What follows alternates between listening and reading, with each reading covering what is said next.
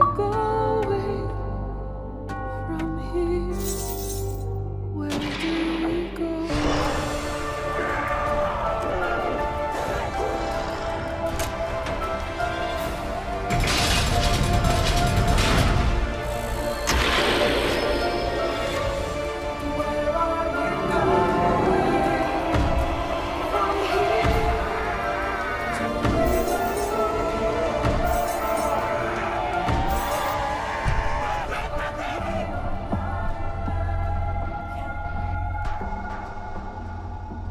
It was a challenge to try and capture something as iconic as Alcatraz.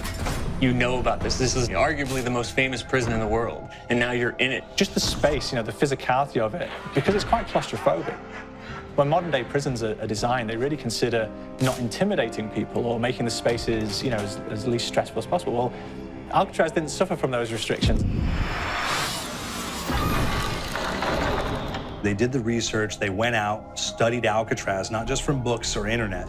They were actually there to feel the environment, so it really sets a mood that gets you a little spooked. Well, we kind of started with the base layout of Alcatraz. The entire island we ended up roughing out in kind of a white box form, and then figuring out what play spaces we wanted to use out of that, what would be the most interesting areas to play in, and the connections between spaces, and spaces that the public doesn't necessarily get to go into. We really did a lot of pushing to really enhance that psychological horror aspect that we're really looking for. And this is a really good opportunity to really tell something special.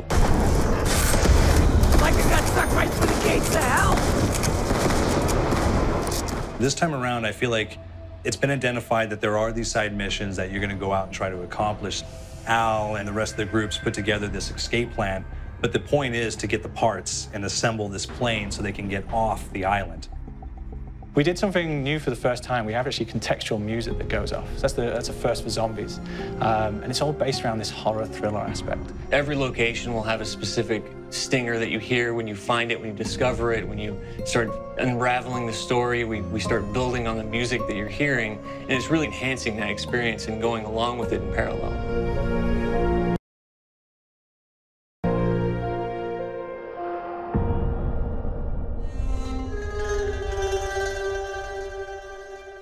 Because we wanted to embrace this kind of horror thriller element, we wanted character actors, guys who could really embody someone and then convey emotion. So that's why we went for guys like Ray Liotta, getting in that kind of guy, we wanted a frantic nature. So he plays a character called Billy Handsome, who's this kind of psychopath who would be employed by the mob to kill people in interesting ways.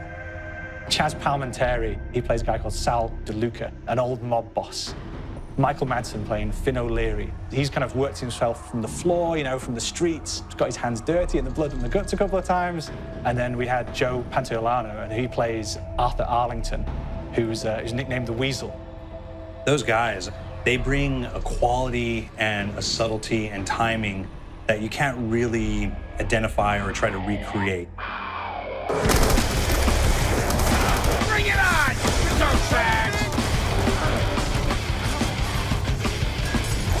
You start off in the afterlife mode, and that's just going to be what's going on. You're going to try to solve the mystery from the second you start. Afterlife, to me, brings a new element, like a new puzzle element. It forces me to think a little bit more or look for the clues or kind of think of zombies on a slightly deeper level. You see clues throughout the map that tell you, ooh, perhaps if I'm in the afterlife, I can interact with this object, or there's some puzzle going on here that I need to be in the afterlife. Back east, I whacked a dirty dentist with one of these. Took forever, too. Alcatraz has a Civil War kind of fort background before it turned into a penitentiary. And so we had this kind of backstory, the idea that the warden would have collected Civil War weaponry. And one of them is a blundergat. It's a fictional weapon, but the idea of the combination between a blunderbuss and a Gatling gun. And possibly, there might be a way of upgrading it to a more fantastical weapon that the players may find. You all gotta go sometime? You just went now. There's one main zombie, one big zombie that's going to come through and wreak havoc on your life. He'll lock down the perk machine, he'll close down the box, so you have to pay to get that open again. So you don't want him to interfere with your process. Now's a good time to pick a fight. Why you hurt me? It's a fun challenge. It keeps things moving forward. In terms of perks, we have a new perk called Electric Cherry. When you reload, It gives a shock around you, which scales over time. I was asking for it, please, ball. There is so much to experience in this map. Every time I play it, there's a new tactic to take, a new experience, a new objective to go for. But there's also this layer of things that we aren't exactly exposing to the players right off the bat and will need to be discovered. Don't let me go. Is it the calling we hear? We've got the undead in there, we've got these historical elements, and these fantastic actors all seem to be with peace with each other in this kind of same world. So it's magical, and our team is incredibly excited by it. Is it the